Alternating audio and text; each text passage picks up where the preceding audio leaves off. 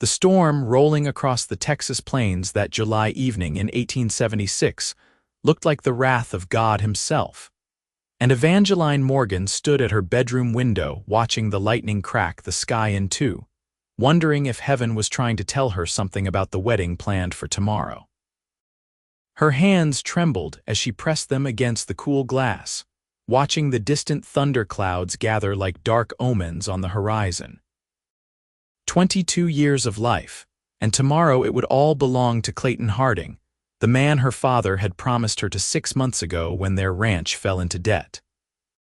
Clayton owned half the cattle in 3 counties, had a reputation for breaking horses with an iron hand, and people whispered that he treated his women the same way. But her father needed the money, and Evangeline had been raised to honor her family obligations, even when those obligations felt like chains wrapping around her throat. The first wife had left Clayton after only 8 months of marriage, disappearing in the middle of the night with nothing but the clothes on her back. The second wife had stayed longer, nearly 2 years, but Evangeline had seen the haunted look in her eyes at church services, the way she flinched when Clayton raised his voice, the bruises she tried to hide beneath high collars and long sleeves. When that wife finally fled, she never came back to town, and no one spoke of her again. Now it was Evangeline's turn. She pressed her forehead against the window and closed her eyes, listening to the first drops of rain begin to patter against the roof. Her wedding dress hung on the wardrobe door like a ghost, all white lace and satin that her mother had spent months sewing. It was beautiful, and Evangeline hated it. She hated everything about tomorrow, about the life that awaited her in Clayton's big house on the hill, about the way her future had been sold like a prize mare at auction. The thunder grew louder, and through the rain-streaked window, Evangeline saw something that made her heart skip. A rider, moving fast across the open plain, heading straight toward their ranch. Lightning illuminated him in stark flashes, a lone figure on horseback pushing through the storm like nothing in heaven or earth could stop him. She watched transfixed as he drew closer, and even through the rain and darkness, something about the way he sat his horse seemed familiar. Her breath caught in her throat. She knew that rider. Evangeline turned from the window and ran for the door, her bare feet silent on the wooden floorboards as she hurried down the stairs. Her parents were in the parlor, her father reading his Bible and her mother finishing the last touches on the flower arrangements for tomorrow. They looked up in surprise as she rushed past. "Evangeline, what on earth?" Her mother called, but Evangeline was already at the front door, yanking it open to step out onto the porch. The rain hit her immediately, soaking through her thin cotton nightgown, but she did not care. She gripped the porch railing and stared out into the storm, watching as the rider approached. Lightning flashed again, and this time she saw his face clearly, Thomas Bridger. Her heart hammered against her ribs so hard it hurt. Thomas Bridger, who had worked as a ranch hand for her father 3 years ago. Thomas Bridger, who had taught her to ride better, to rope cattle, who had smiled at her like she was the sunrise itself. Thomas Bridger, who had left without a word one autumn morning, breaking her 18-year-old heart into so many pieces she thought she would never recover. And now he was here, riding through a lightning storm the night before her wedding. He pulled his horse to a stop at the edge of the porch, and even in the darkness and rain, she could see his eyes fixed on her face. He was older than she remembered, weathered by 3 years of whatever life he had been living, but still achingly familiar. His dark hair was plastered to his head, water streaming down his face, and his horse was breathing hard from the hard ride. "Evangeline," he said, and his voice cut through the storm like a knife. "Tell me it is not true." She could not speak. Her throat had closed up entirely. "Tell me you are not marrying Clayton Harding tomorrow."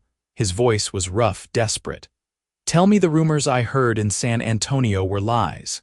Behind her, she heard her father's heavy footsteps approaching. What in blazes is going on out here?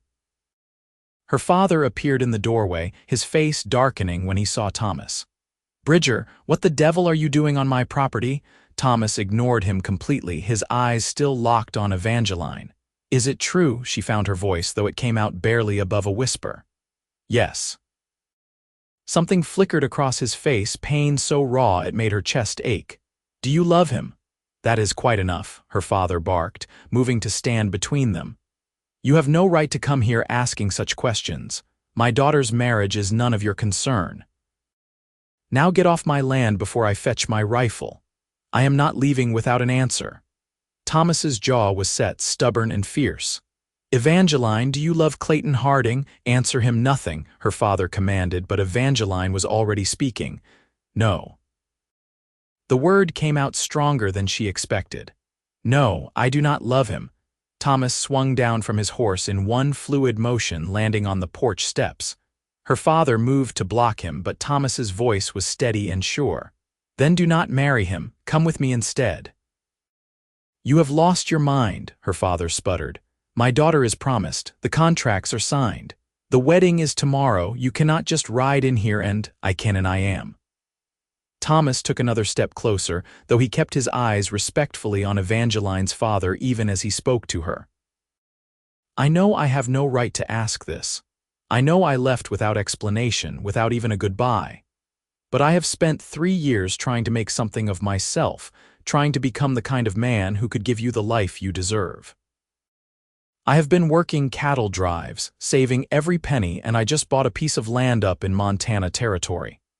It is not much yet, just 160 acres and a half-built cabin, but it is mine, free and clear. And if you will have me, if you will take a chance on me, I swear on everything holy that I will spend the rest of my life making you happy."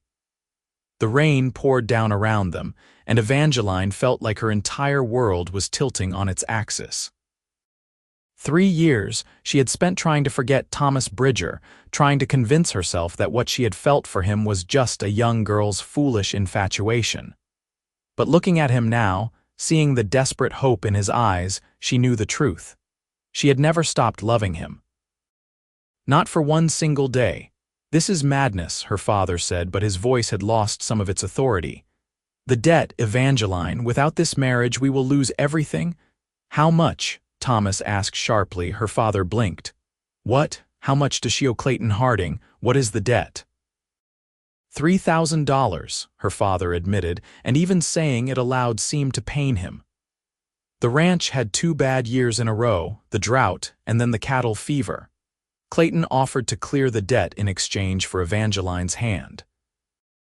Thomas reached into his saddlebag and pulled out a leather pouch, heavy with the sound of coins. He tossed it to Evangeline's father, who caught it reflexively. "There is $1,500 there. Every cent I have saved. It is half what you owe.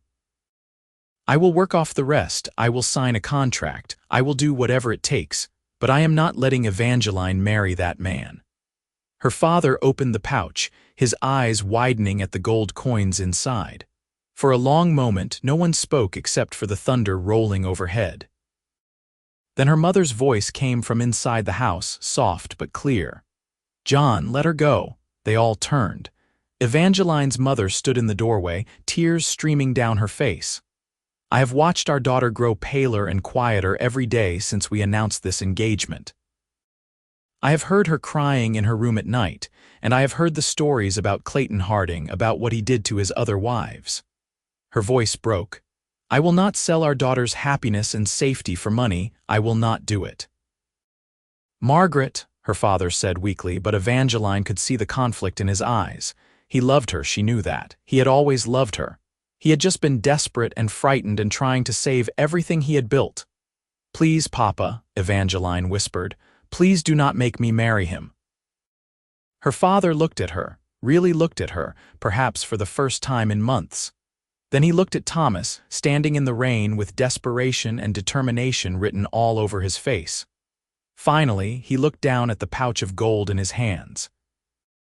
"If I let you take her," he said slowly to Thomas, "Clayton Harding will come after you. He does not take kindly to being crossed, and he will see this as a theft of his property."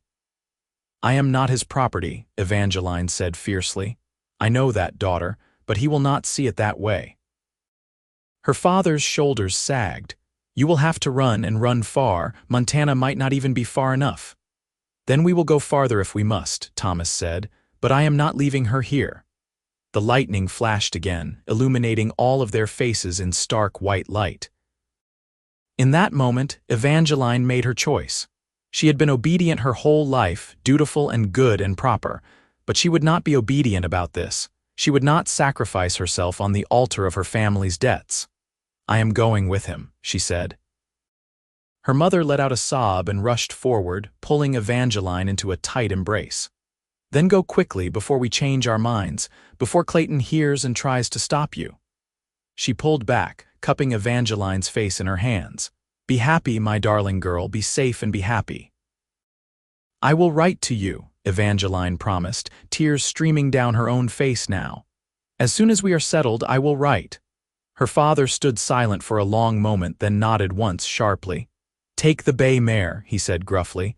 She is the fastest horse we have, and take this. He pressed the pouch of gold back into Thomas's hands. You will need it for the journey. I will figure out another way to handle Clayton Harding and the debt. Sir, I cannot, Thomas started, but her father cut him off. You take care of my daughter, Bridger. That is all the payment I need. Evangeline ran back inside, her mother following to help her dress quickly in riding clothes and pack a small bag with essentials. Her hands shook so badly she could barely button her shirt, but her mother's steady fingers helped. Within 10 minutes, she was back outside in trousers and boots, a coat wrapped around her shoulders and a bag slung over her back. Thomas had already saddled the bay mare, and he helped Evangeline mount before swinging back up onto his own horse. The storm was still raging, lightning splitting the sky, but neither of them hesitated. Ride north, her father called over the thunder. Do not stop until you are well clear of the county. And Bridger, he paused, and when he spoke again, his voice was thick with emotion. You bring her back to visit someday, you hear? Yes, sir, Thomas promised. I will. Then they were riding, pushing the horses into a gallop across the open plain with the storm raging all around them. Lightning cracked overhead, so close Evangeline could feel the electricity in the air, could smell the ozone. The rain lashed at them like whips, and the thunder was so loud it seemed to shake the very ground beneath the horses' hooves. But Evangeline had never felt more alive. She leaned forward over her mare's neck, urging the animal faster, and beside her, Thomas rode like he was born in the saddle. They galloped through the storm for what felt like hours, putting miles between them and the ranch, between them and Clayton Harding, between them and the life she had almost been forced to live. Finally, when the storm began to ease and the rain softened to a drizzle, Thomas signaled for them to slow. They were in rougher country now, hills and scrub brush, and ahead Evangeline could see the dark outline of a canyon. There is a cave about a mile ahead, Thomas called over the last rumbles of thunder. We can shelter there until morning, let the horses rest. She nodded, too breathless and overwhelmed to speak. They rode on at a slower pace, and true to his word, Thomas led them to a shallow cave carved into the canyon wall. It was not deep, but it was enough to get them out of the rain, and there was room for the horses to stand near the entrance. Thomas helped Evangeline dismount, and the moment her feet hit solid ground, her knees nearly buckled. The adrenaline was wearing off, and the reality of what she had just done was crashing over her like a wave. She had run away from her wedding. She had left her family, her home, everything she had ever known. Hey, Thomas said softly, his hands steadying her shoulders. Hey, it is all right, you are safe now. She looked up at him, this man who had ridden through a lightning storm to steal her away from a cruel fate, and suddenly she was crying. Great, heaving sobs that shook her entire body. Thomas pulled her into his arms without hesitation, holding her close as she wept into his chest. I am sorry, she gasped between sobs. I am sorry, I do not know why I am crying. I wanted this, I wanted to leave. You do not have to apologize, Thomas murmured, one hand stroking her wet hair. You just turned your whole life upside down. You are allowed to cry about it. She clung to him, letting herself break apart in the safety of his embrace. And Thomas just held her, steady and solid and warm despite the rain that had soaked them both through. He held her until the tears finally subsided, until she could breathe normally again, until she felt strong enough to step back and wipe her eyes. "I am sorry I left," Thomas said quietly once she had calmed. 3 years ago, I am sorry I left without explaining." Evangeline wrapped her arms around herself, suddenly cold now that she was not in his embrace. "Why did you?" He moved away to tend to the horses, unsaddling them and rubbing them down with a blanket from his pack. "Your father made it clear I was not good enough for you." He was right. I was just a ranch hand with nothing to my name. But more than that, my own father had just died, and I got word that my mother was sick back in Kansas. I had to go take care of her, had to work to pay for her medicine and keep a roof over her head. "You could have told me," Evangeline said, and she hated how small her voice sounded. "I know, I should have." Thomas finished with the horses and turned to face her, his expression raw with regret. "But I was young and proud and stupid, and I convinced myself it would be easier for you if I just disappeared. I thought you would forget about me, find some nice rancher's son to marry." He laughed bitterly. "Then I heard you were engaged to Clayton Harding, and I knew I had made the biggest mistake of my life by letting you go." "Is your mother all right?" Evangeline asked. Thomas's face softened. "She died last winter, peacefully in her sleep. And once she was gone, once I had no one left to care for, I realized I had been a fool. I used everything I had left to buy that land in Montana, and I was planning to come back here and beg you to come with me.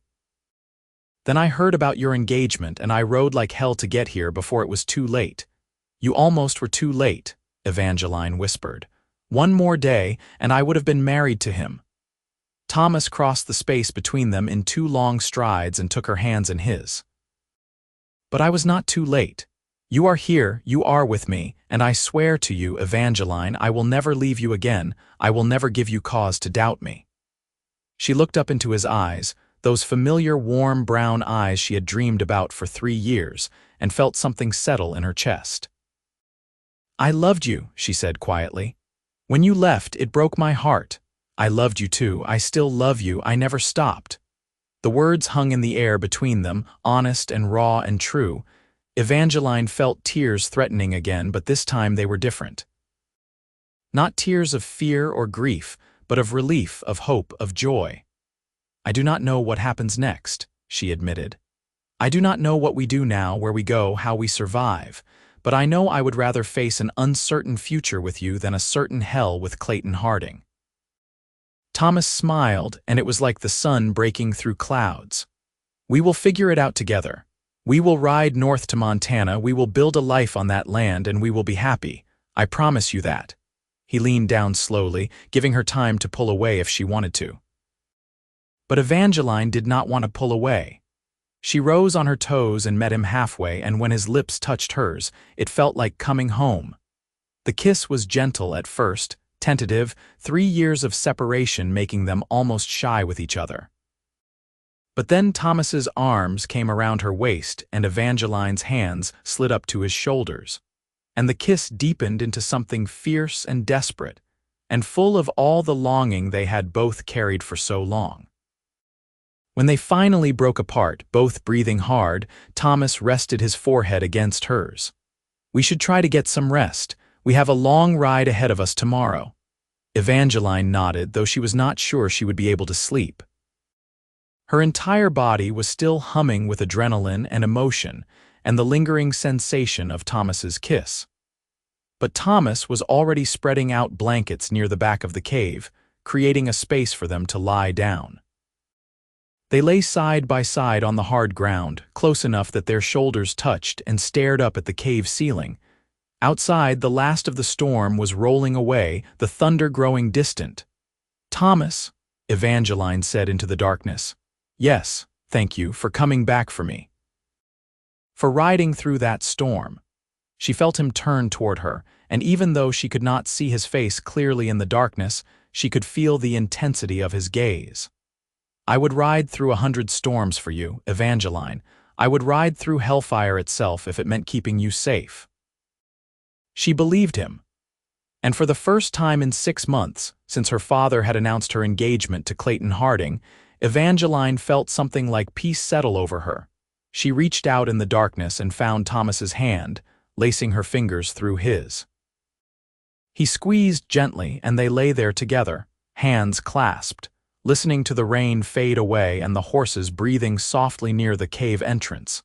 Eventually, exhaustion claimed them both, and they slept.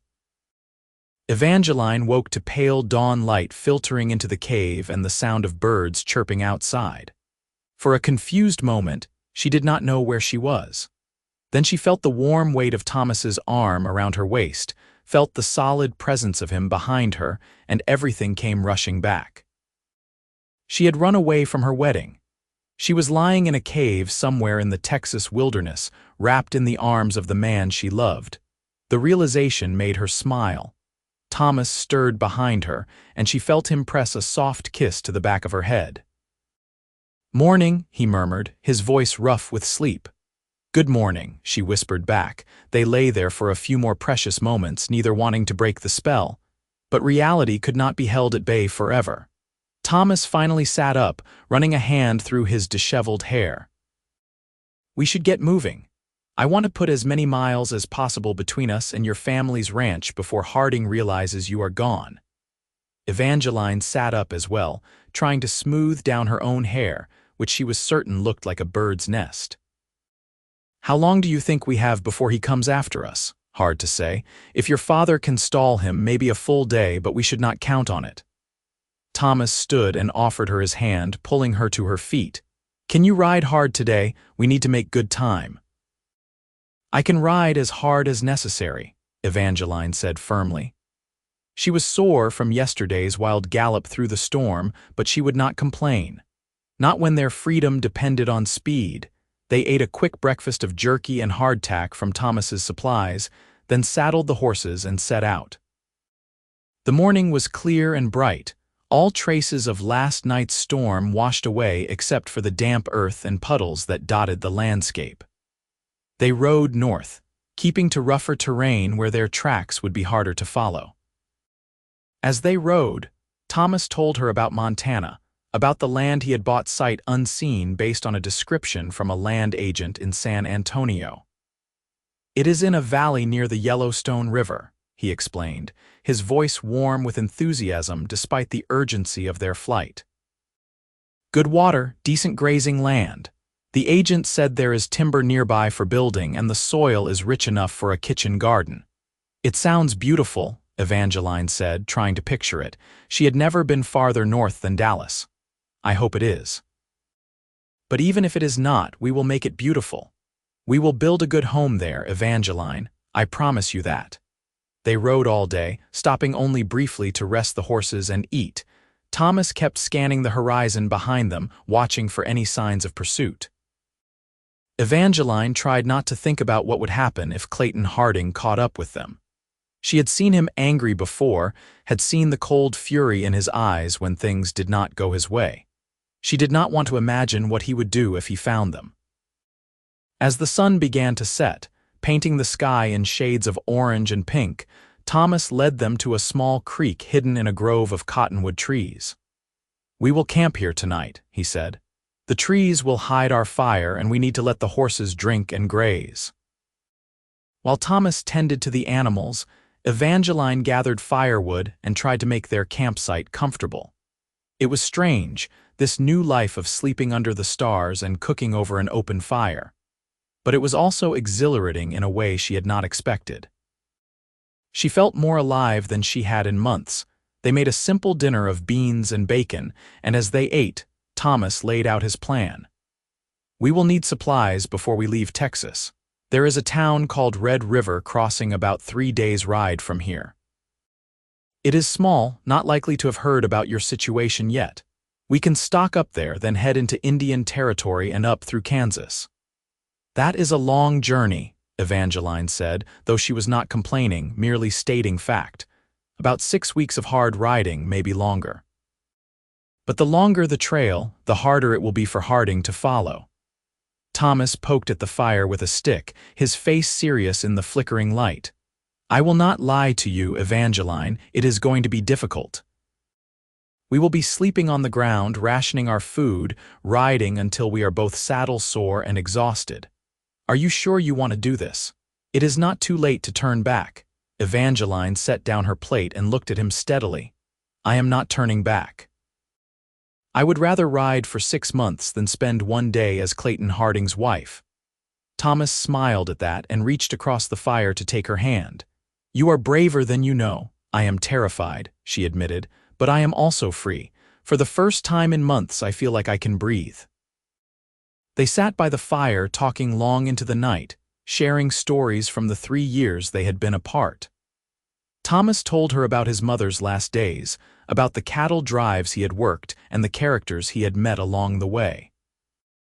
Evangeline told him about the slow suffocation of her engagement, about the way Clayton Harding had looked at her like she was a possession he was purchasing, about the nightmares she had been having about her wedding day. I will never let him hurt you, Thomas said fiercely. I will die before I let that man lay a hand on you. I would rather we both lived, Evangeline said softly, squeezing his hand. I would rather we ran so far and so fast that he never finds us at all. Eventually, they banked the fire and lay down together under the stars. This time, Thomas wrapped both arms around her and pulled her close, and Evangeline felt safer than she had in months. She fell asleep listening to his steady heartbeat, with his breath warm against her hair. The next 3 days passed in a blur of long riding and nervous watching of the horizon. They pushed the horses as hard as they dared, stopping only when absolutely necessary. Thomas was constantly alert, his hand never far from the rifle he kept strapped to his saddle. On the afternoon of the 3rd day, they crested a rise and saw Red River crossing spread out in the valley below. It was a small town, just a main street with a general store, a saloon, a blacksmith shop, and a handful of houses. But to Evangeline, who was tired and sore and desperate for a bath, it looked like paradise. We need to be careful, Thomas warned as they rode down toward the town. We will get our supplies and leave as quickly as possible. The less time we spend here, the better. They hitched their horses outside the general store, and Evangeline was acutely aware of how bedraggled she must look after 3 days of hard riding. But the shopkeeper, a kindly older woman with silver hair, just smiled at them warmly. Newlyweds? She asked, noting how Thomas kept a protective hand on Evangeline's back. Yes, ma'am, Thomas said smoothly. Heading north to start a ranch in Montana Territory. The woman beamed. How wonderful. Let me help you get everything you need for the journey. They spent the next hour gathering supplies: flour, coffee, salt pork, dried fruit, ammunition, blankets, and a dozen other necessities. The shopkeeper chattered the whole time, asking questions about their plans and offering advice about the trail north. Evangeline let Thomas do most of the talking, afraid that her nervousness would give them away. As Thomas was paying for their purchases, the door of the shop opened and 2 men walked in. Evangeline felt her blood run cold when she saw the star pinned to the first man's vest. A lawman. Afternoon, Sheriff, the shopkeeper called cheerfully. Afternoon, Mrs. Patterson. The sheriff's eyes swept over the shop, landing on Thomas and Evangeline. Just passing through? Yes, sir, Thomas said, his voice calm and respectful. Heading north to Montana, the sheriff nodded slowly, his gaze sharp and assessing. You 2 married? We are, Thomas said, and Evangeline was grateful he did not hesitate or stammer. Got any papers to prove that? Evangeline's heart hammered in her chest. They had no marriage certificate, of course. They were not actually married yet. But before she could panic, Thomas pulled a folded piece of paper from his pocket and handed it to the sheriff. Here you go, sir. The sheriff unfolded it and studied it for a long moment. Evangeline could not imagine what Thomas had given him, some fake certificate. But no, the sheriff's expression cleared and he handed it back. Everything looks in order. Safe travels to you both. Thank you, Sheriff, Thomas said, and finished paying Mrs. Patterson. They gathered their supplies and walked out of the shop, moving at a normal pace even though every instinct screamed at Evangeline to run. Once they were back on their horses and riding out of town, Evangeline finally let out the breath she had been holding. "What did you show him?" Thomas grinned and pulled the paper from his pocket again, handing it to her. Evangeline unfolded it and saw it was a receipt for his land purchase in Montana with both their names listed as owners. "It was not a marriage certificate," she said, half laughing in relief. "You tricked him." "He saw what he expected to see," Thomas said with a shrug. "He was looking for proof we were married, so that is what he found, even though all I showed him was a land deed." "That was brilliant," Evangeline said, and she meant it. Then something else occurred to her. "Wait, both our names are on the deed." Thomas's expression grew serious. "I added your name before I left San Antonio. I wanted you to know that if you came with me, it would be our land, not just mine. We would be building this life together as equals." Evangeline felt warmth spread through her chest. Clayton Harding would never have done something like that. To him, women were property, not partners, but Thomas was different. Thomas saw her as an equal. "Thank you," she said softly. They rode out of Red River Crossing and did not stop until the town was far behind them. That night, they camped in a dense thicket of trees, and Thomas finally allowed himself to relax slightly. "Once we cross into Indian territory, we should be safe from Harding," he said as they ate dinner. "He has no jurisdiction there, and he will not want to risk running afoul of the tribes." "How long until we reach the border?" 2 more days, maybe 3, 2 more days. Evangeline could manage 2 more days. She had already come this far. That night, as they lay together under the stars, Thomas turned to her and said quietly, "When we reach Montana, I want to marry you properly, with a preacher and witnesses and everything done right." Evangeline smiled in the darkness. "I would like that. I know this is not how you probably imagined your life going, running away in the middle of the night, sleeping on the ground, eating beans out of a can." "No," Evangeline admitted, "but I am happier now than I ever would have been as Clayton Harding's wife. I am with you, and that is all that matters." Thomas pulled her closer and kissed the top of her head. "I love you, Evangeline Morgan. I should have told you that 3 years ago before I left. I should have told you every single day. But I am telling you now, and I will keep telling you for the rest of our lives." "I love you too, Thomas Bridger," Evangeline whispered. "I think I have loved you since the first day I met you." He had been shoeing a horse in her father's barn, she remembered. She had been 18 years old and bored with the endless tedium of household chores. She had wandered out to the barn looking for some excitement, and there he had been 21 years old, all lean muscle and easy confidence. He had smiled at her, and her whole world had tilted. Now, 3 years later, here they were, running toward a future together instead of being torn apart. The next 2 days were the hardest yet. They rode from dawn until well past dusk, pushing themselves and the horses to the limit. Thomas's urgency had increased, and Evangeline suspected he had seen or heard something that worried him, though he did not say what. On the evening of the second day, as the sun was setting, they finally crossed into Indian territory. Thomas visibly relaxed once they were across the border, though he kept them moving for another hour before finally making camp. "We are safe now," he said as he unsaddled the horses. "Or at least safer. Harding would be a fool to follow us this far." Evangeline sank down onto the ground, exhausted. Every muscle in her body ached from the long days of riding. She was sunburned and dusty and hungry, but she was also triumphant. They had escaped. They had actually done it. Thomas sat down beside her and put his arm around her shoulders. "The worst is over. From here we can take our time a bit more. Let the horses rest, let ourselves rest." "How far are we from Montana?" Evangeline asked. "About 4 weeks if we keep a steady pace. We will cut up through Kansas, then into Nebraska territory, then Montana. The land I bought is in the southwestern part of the territory, near the Yellowstone. 4 more weeks. It seemed like an eternity and no time at all, but Evangeline found she was not dreading it. Every mile they traveled was a mile farther from her old life, a mile closer to their future. They settled into a routine over the following days. Wake at dawn, eat a quick breakfast, ride until midday.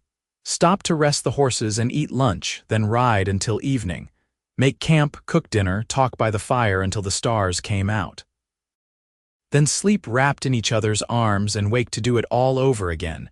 It was hard work, physically demanding and often uncomfortable. But it was also beautiful. They crossed vast prairies where the grass stretched to the horizon, forded rivers that ran clear and cold, climbed hills that gave them views for miles in every direction. They saw herds of buffalo in the distance, and once a pack of wolves that watched them pass with intelligent yellow eyes. And through it all, Thomas was steadier than a rock. He took care of the horses, hunted for fresh meat, kept watch through the night to make sure they were safe. He made Evangeline laugh with stories from his cattle-driving days, and he held her when she had moments of doubt or fear about the life they were building. They crossed from Indian Territory into Kansas 3 weeks after fleeing Texas, and for the first time, Evangeline allowed herself to believe they had truly escaped. Clayton Harding had not caught them. Her father had not sent anyone to drag her back. They were free. In a small town in Kansas, they stopped to resupply, and Thomas insisted they get a hotel room for the night. "You need a real bed and a hot bath," he said when Evangeline protested about the expense. She did not argue too hard. The thought of a bath was almost painfully appealing after weeks on the trail. The hotel was simple but clean, and the proprietor, a no-nonsense woman in her 50s, took one look at Evangeline and declared that she would heat extra water for a proper soak. An hour later, Evangeline was sinking into a tin tub full of gloriously hot water, scrubbing weeks of trail dust from her skin and hair. When she emerged, clean and dressed in the one spare set of clothes she had brought, she found Thomas waiting in their room. He had bathed as well and shaved, and he looked more like the young man she remembered from 3 years ago. "You look beautiful," he said softly. Evangeline felt herself blush. "I must look a fright. My hair will not cooperate, and this dress is so wrinkled." Thomas crossed the room in 2 strides and kissed her, cutting off her protests. When he pulled back, his eyes were warm. "You are beautiful. You are always beautiful." That night, they lay in the hotel bed, a real bed with a real mattress, and talked about the future. Thomas described the cabin he wanted to build, big enough for a family someday, with a stone fireplace and glass windows. Evangeline talked about the garden she wanted to plant and maybe some chickens and eventually a milk cow. "It is going to be a good life," Thomas said, threading his fingers through hers. "Hard work, certainly, but good." "I am not afraid of hard work," Evangeline said, and she meant it. She had been raised on a ranch. She knew what frontier life required. What she had been afraid of was a life without love, without partnership, without hope. But with Thomas, she had all of those things. They left Kansas and entered Nebraska territory, and the landscape began to change. The flat prairies gave way to rolling hills, and the air grew cooler as they traveled north. Thomas said they were making good time, that they would reach Montana territory within 2 weeks if the weather held. The weather did not hold. They were crossing through a particularly desolate stretch of Nebraska when the clouds rolled in, dark and ominous. Thomas looked up at them with concern. "We need to find shelter. That looks like it could be a bad storm." They urged the horses into a faster trot, scanning the landscape for anything that could protect them. But there was nothing. No trees, no rocks, no buildings. Just open prairie stretching in every direction. The first drops of rain began to fall, and within minutes it became a downpour. The wind picked up, howling across the plains, and the temperature dropped sharply. Thomas pulled his horse close to Evangeline's. "We have to keep moving," he shouted over the wind. "If we stop, we will freeze." So they rode on through the storm, heads bent against the driving rain, trusting the horses to keep their footing on the increasingly muddy ground. Lightning cracked overhead, and thunder rolled so loud it seemed to shake the earth. It reminded Evangeline of the night Thomas had come for her, riding through the storm to steal her away from Clayton Harding. That night felt like a lifetime ago now. They rode for hours through the deluge, until finally, blessedly, they spotted a structure in the distance. As they drew closer, Evangeline saw it was an old abandoned homestead, just a single-room cabin with half the roof missing, but it was better than nothing. They guided the horses inside the remains of the cabin, which still had enough roof intact to provide some shelter. Thomas immediately set about rubbing down the horses and covering them with blankets while Evangeline tried to start a fire with the damp wood. It took a long time, but eventually she coaxed a small flame to life. They huddled close to it, shivering in their soaked clothes. "We need to get dry," Thomas said through chattering teeth. "Hypothermia is a real danger." They stripped off their wet outer clothes and wrapped themselves in the few dry blankets they had kept protected in oilcloth. Then they sat pressed together in front of the fire, sharing body heat while their clothes steamed on makeshift racks nearby. "At least we are experienced with storms now," Evangeline said, trying to inject some humor into the miserable situation. Thomas laughed weakly. "If I had known our relationship would involve quite this much extreme weather, I might have reconsidered." "Liar," Evangeline said, elbowing him gently. "You are right. I would ride through 1,000 storms for you." They stayed in the abandoned cabin for 2 days, waiting for the storm to pass and their clothes to dry fully. It was cramped and uncomfortable, but it also felt strangely domestic, the two of them working together to keep the fire going and prepare their meager meals. At night, they slept curled together on the hard floor, and Evangeline found she did not mind the discomfort as long as Thomas's arms were around her. When they finally rode out, the sun was shining and the world looked washed clean. They crossed into Montana territory a week later, and Thomas let out a whoop of triumph. "We made it," he said, grinning so wide Evangeline thought his face might split. "We actually made it." Montana was beautiful in a wild, untamed way that took Evangeline's breath away. Mountains rose in the distance, their peaks still snow-capped even in summer. Rivers ran clear and cold, teeming with fish. The valleys were green and lush, and the sky seemed bigger somehow than it had in Texas. Thomas navigated using a map the land agent had provided, and after 3 more days of travel, they arrived at their property. It was in a valley just like Thomas had described, with a creek running through it and grass that grew knee-high. The mountains provided shelter from the worst of the wind, and there were groves of pine trees perfect for timber. "This is it," Thomas said, his voice full of wonder. "This is ours." Evangeline looked out at their land, and felt tears prick her eyes. It was perfect. Wild and untamed and full of possibility. They spent the first week clearing a spot for the cabin and starting to cut timber. It was backbreaking work, and by the end of each day, Evangeline was so exhausted she could barely move. But it was also deeply satisfying, watching the cabin slowly take shape. Thomas was a skilled carpenter, and he worked tirelessly from dawn until dusk.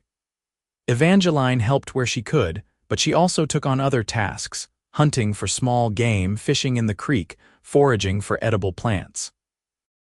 They were building a life together, piece by piece. One evening, after a particularly long day of work, they sat by their campfire and Thomas turned to her. "We should go into town soon. There is a settlement about 20 miles east of here.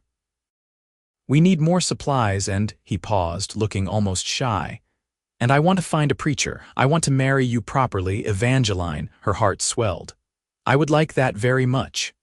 They rode into the settlement 3 days later. It was barely large enough to be called a town, just a trading post, a blacksmith, a small church, and a handful of houses. But the people were friendly, and when Thomas explained that they were newly arrived settlers looking to get married, the preacher agreed immediately. "We do not get many weddings out here," he said with a kindly smile. "It will be a pleasure." They were married the next day in the small wooden church, with the preacher's wife and the blacksmith serving as witnesses. Evangeline wore the cleanest dress she had, and Thomas had even managed to find a wildflower to tuck behind her ear. The ceremony was simple and short, but when Thomas slipped a plain gold band onto her finger, he had bought it from the trading post that morning, and promised to love and cherish her for the rest of his days, Evangeline felt more married than she ever would have in the elaborate wedding that had been planned with Clayton Harding. "I now pronounce you man and wife," the preacher said with satisfaction. "You may kiss your bride." Thomas did, pulling Evangeline close and kissing her thoroughly while the preacher's wife clapped and laughed with delight. They rode back to their land as husband and wife, and that night they consummated their marriage in their tent under the Montana stars. It was tender and sweet and a little awkward, both of them fumbling and nervous but so full of love that none of the imperfections mattered. Afterwards, Thomas held Evangeline close and whispered, "I am the luckiest man alive." "We are both lucky," Evangeline corrected. "I could have been trapped in a miserable marriage and you could have been alone. Instead, we have this, we have each other." The summer passed in a blur of hard work and deepening love. The cabin slowly took shape, and by the time autumn arrived, they had a roof over their heads and a stone fireplace that Thomas had painstakingly built. It was just one room for now, but it was sturdy and warm, and it was theirs. Evangeline planted a late-season garden and was delighted when vegetables actually grew. They hunted deer and elk, smoking the meat to preserve it for winter. They bought a cow from a neighboring homesteader, and Evangeline learned to milk it and make butter. Life was hard, certainly harder than it had ever been in Texas. But Evangeline had never been happier. She woke each morning next to the man she loved, and together they built their future with their own hands. As winter approached, they made a trip back to the settlement to stock up on supplies. The trading post owner, a grizzled man named Charlie, warned them that Montana winters were brutal. "You folks have enough firewood laid by?" he asked. "Enough food to see you through until spring?" "We have been preparing," Thomas assured him. "We should be fine." Charlie nodded approvingly. "You seem like sensible folks, but if you run into trouble, you know where to find us. No shame in asking for help if you need it." They returned to their cabin with their supplies, and Thomas spent the next week chopping an enormous amount of firewood while Evangeline worked on insulating the cabin with mud and grass to keep out the cold. The first snow fell in late October, and by November they were well and truly snowed in. The world outside their cabin became a wonderland of white, beautiful and deadly in equal measure. But inside, they were warm and safe and together. During the long winter evenings, they talked and laughed and made plans for the spring.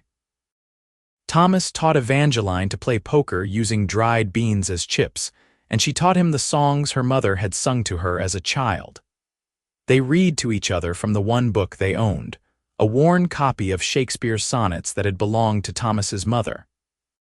And on the coldest nights, they made love by the firelight and fell asleep tangled together, grateful for the warmth of each other's bodies and the security of their cabin walls. It was during one of those long winter nights that Evangeline realized she had not had her monthly courses in several weeks.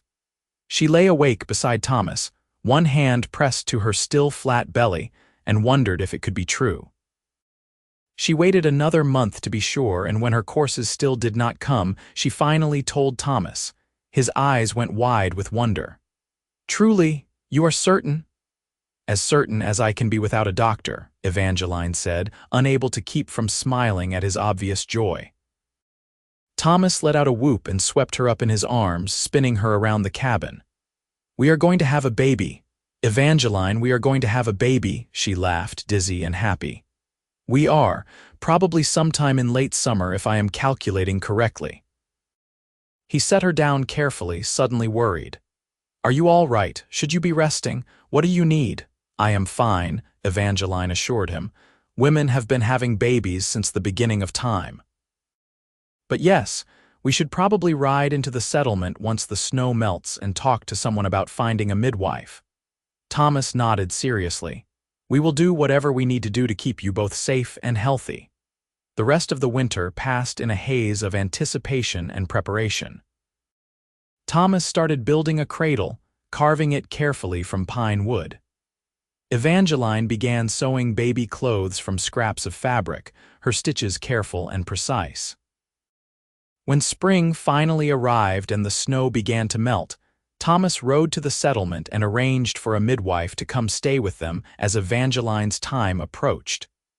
The woman, Mrs. Campbell, was in her 50s and had delivered hundreds of babies in her career. She assured them both that everything would be fine. Summer arrived, and with it, the baby. Evangeline's labor started on a hot August morning and lasted through the night. It was the hardest thing she had ever done, harder than running away from Clayton Harding, harder than riding for 6 weeks across the frontier, harder than building a life from nothing in the Montana wilderness. But when Mrs. Campbell finally placed a squalling, red-faced infant in her arms, Evangeline thought her heart might burst from the love that flooded through her. "It is a boy," Mrs. Campbell announced with satisfaction. "A healthy baby boy." Thomas was at Evangeline's side in an instant, staring down at their son with tears streaming down his face. "He is perfect," he whispered. "Evangeline, he is absolutely perfect." They named him James, after Thomas's father, and from the moment he entered the world, he became the center of their universe. Thomas was a devoted father, walking the floor with James when he cried in the night, making ridiculous faces to coax out the baby's first smiles, singing lullabies in a surprisingly gentle voice. Evangeline watched her husband with their son and felt a contentment so deep, it was almost painful. This was what life was supposed to be. Not the cold transaction of her engagement to Clayton Harding, but this, love and partnership and family built on a foundation of choice and mutual respect. James was 6 months old when they received an unexpected visitor. Evangeline was hanging laundry when she saw a wagon approaching and her heart leapt into her throat. They were so isolated out here, visitors were rare. But as the wagon drew closer, she recognized the driver and let out a cry of joy. "Thomas, Thomas, come quick." Thomas emerged from the barn, and his eyes went wide when he saw who was climbing down from the wagon. It was Evangeline's mother. Evangeline ran across the yard and threw herself into her mother's arms, both of them crying. Behind her mother, climbing down from the wagon more slowly, was her father. "Papa," Evangeline whispered, hardly daring to believe he was here. Her father looked older than she remembered, more careworn, but his eyes were warm as he looked at her. "Hello, daughter. How did you find us?"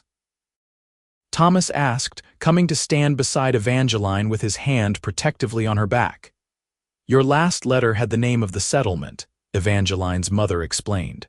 "We asked around there and people told us where to find you. Is everything all right?" Evangeline asked, suddenly worried. "Did something happen? Is that why you came all this way?" Her father shook his head. "Nothing is wrong, we needed to see you to make sure you were safe and happy." His gaze moved to Thomas. "And to apologize." Thomas blinked in surprise. "Sir, I should never have tried to force you into that marriage, Evangeline," her father said, his voice thick with emotion. "I should never have put our financial troubles ahead of your happiness and safety, and I should have recognized 3 years ago that you and Thomas belonged together." "What happened with Clayton Harding?" Evangeline asked hesitantly, her mother's expression darkened. "He was furious when he realized you had run. He tried to send men after you, but your father managed to stall him for nearly a week, claiming he did not know which direction you had gone. By the time Harding's men started searching, your trail was cold. He made threats," her father continued, "said he would ruin us financially, socially. But then," he paused, and a grim smile crossed his face. "Then his third wife ran away too. Disappeared in the middle of the night, just like the others. After that, people started talking. The stories about how he treated his wives became harder to ignore. Harding's reputation was destroyed, and he ended up leaving Texas altogether. Last we heard, he was somewhere in California." Relief washed over Evangeline so powerfully she felt her knees go weak. Thomas steadied her, his arm tight around her waist. "So we are truly safe," she said. "He cannot come after us. You are safe," her mother confirmed, "and we are so very proud of you both. You built this." She gestured at the cabin, the barn, the corrals, all the signs of a working homestead. "You built a life together from nothing." "Come inside," Evangeline said, wiping tears from her eyes. "Come meet your grandson," her mother gasped. "A grandson? Oh, Evangeline." They spent the next hour inside the cabin, Evangeline's parents cooing over baby James and asking 1,000 questions about their life in Montana. Thomas made coffee, and they all sat around the sturdy table he had built, talking and laughing like the years of separation had never happened. Before they left 3 days later, Evangeline's father pulled Thomas aside. "You take care of my daughter," he said gruffly, "though I can see you already do." "I will, sir, I promise you that, and thank you, for saving her from a terrible fate, for giving her the life she deserves." Her father stuck out his hand, and Thomas shook it firmly. Evangeline hugged her parents goodbye and promised to write more often, to visit when they could. She stood with Thomas and James, watching the wagon disappear over the horizon, and felt a sense of peace settle over her. Everything had come full circle. The people she loved were safe and happy. The cruel man she had been promised to was gone from her life forever, and she had a future full of possibilities stretching ahead of her. The years passed, each one bringing new joys and challenges. They expanded the cabin, adding a second room and then a third as their family grew. 2 years after James was born, they had a daughter they named Margaret after Evangeline's mother. 3 years after that, another son they called Samuel. The homestead prospered. Their cattle herd grew, their crops thrived, and they became respected members of the small community of settlers in their corner of Montana. Thomas served as the unofficial mediator when disputes arose between neighbors, and Evangeline helped organize a school so the children in the area could learn to read and write. Life was not always easy. They lost a calf to a bear one year, and a late frost destroyed half their crops another year. There were illnesses and injuries and hard winters that tested their endurance. But they faced every challenge together, their partnership stronger than steel. On their 10th wedding anniversary, Thomas surprised Evangeline by taking her up into the mountains to the spot where he had proposed, though they both laughed at calling it a proper proposal, given that it had happened in a cave while fleeing from her former fiancé. "I have been thinking," Thomas said as they sat together on a rocky outcrop, looking down at the valley that held their home. "About that night I rode through the lightning storm to steal you away." "I have been thinking about it too," Evangeline admitted.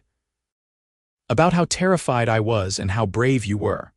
"I was not brave. I was desperate. I could not stand the thought of you married to that man, living a life of fear and misery." Thomas took her hand, running his thumb over her knuckles. "But I have never regretted it, not for one single moment. Even when things were hard, even when we were sleeping on the ground and eating nothing but jerky and hardtack, I never wished we had made a different choice." "Neither have I," Evangeline said softly. She looked down at the valley, at the cabin that had grown into a proper house, at the barn and corrals and garden, at the life they had built together. "I was promised to a cruel man, and you rode through lightning to steal me away first. You saved me, Thomas. You gave me a life worth living." "We saved each other," Thomas corrected. "I was drifting before I met you, just working cattle drives and moving from place to place with no real purpose. You gave me a reason to build something permanent, to put down roots, to become the man I always wanted to be." They sat together in comfortable silence, watching the sun set over the mountains.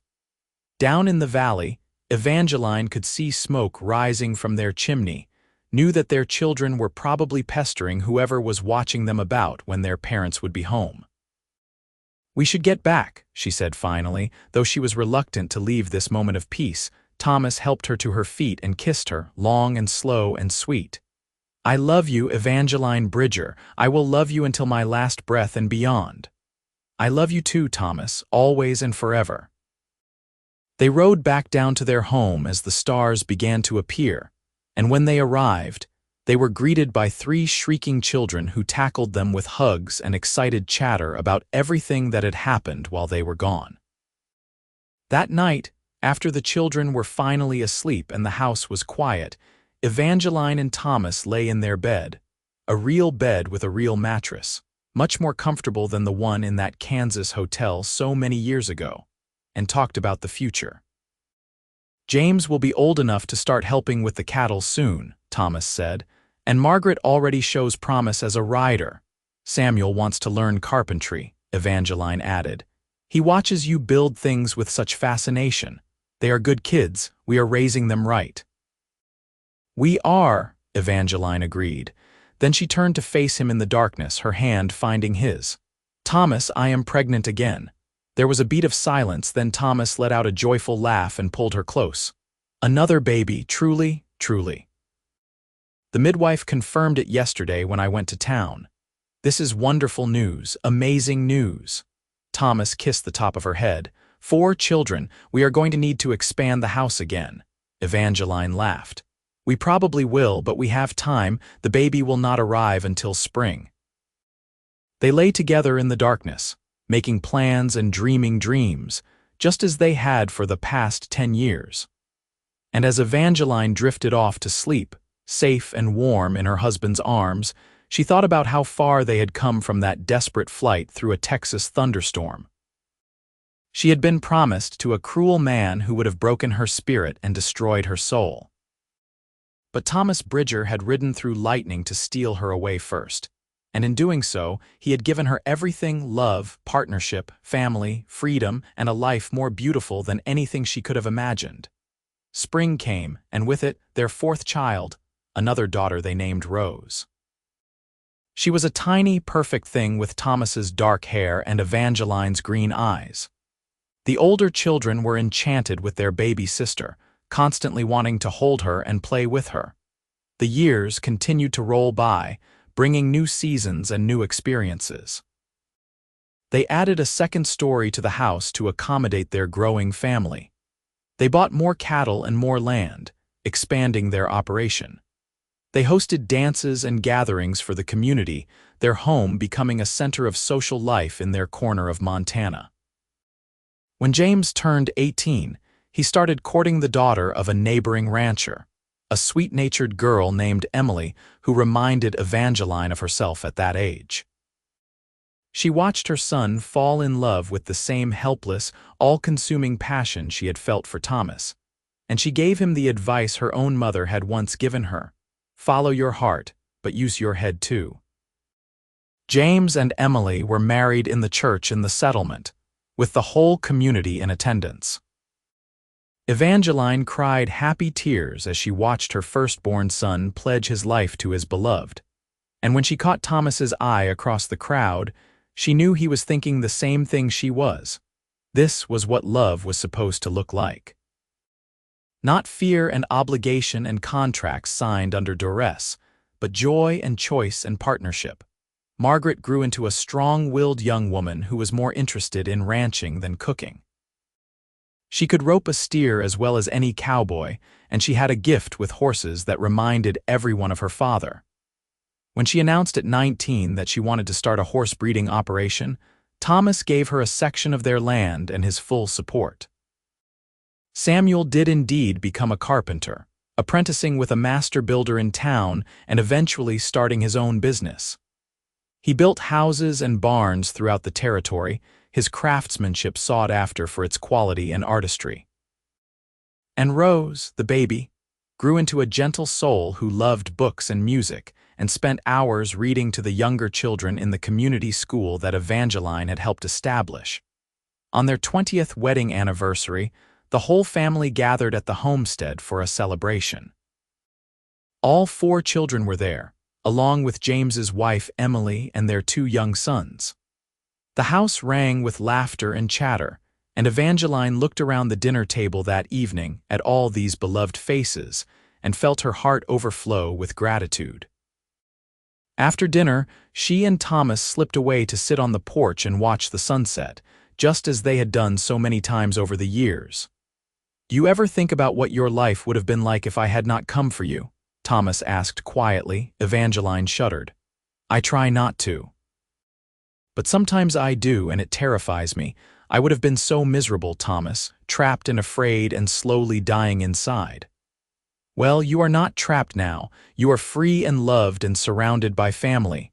Because of you. Because you were brave enough to ride through that storm and steal me away. Thomas shook his head. You were brave too. Brave enough to run, to leave everything you knew for an uncertain future. We both had to be brave, Evangeline. That is what made it work. They sat in comfortable silence, holding hands and watching the sun paint the sky in shades of orange and pink. Below them, in the valley, their land stretched out in every direction.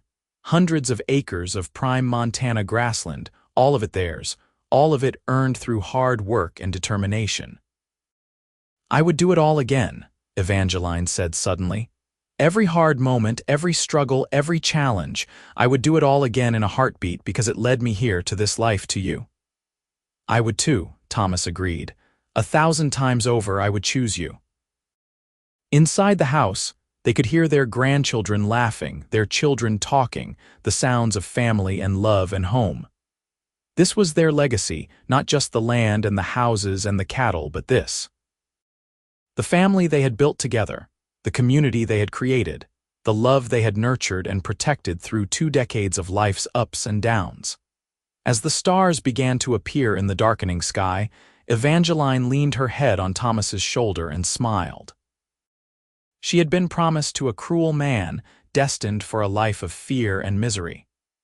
But Thomas Bridger had ridden through lightning to steal her away first, and in doing so, he had given her the greatest gift imaginable, a life filled with love, purpose, and joy. They had built their happily ever after together, one day at a time, one choice at a time, one moment of courage at a time. And now, surrounded by children and grandchildren, sitting on the porch of the home they had built with their own hands, Evangeline knew without a doubt that every risk had been worth it. This was love. True, deep, enduring love. The kind of love worth riding through lightning storms for. The kind of love worth building a life on. And as Thomas pulled her closer and pressed a kiss to her temple, Evangeline closed her eyes and thanked whatever providence had brought them together. She had been saved from a terrible fate, but more than that, she had been given a beautiful one.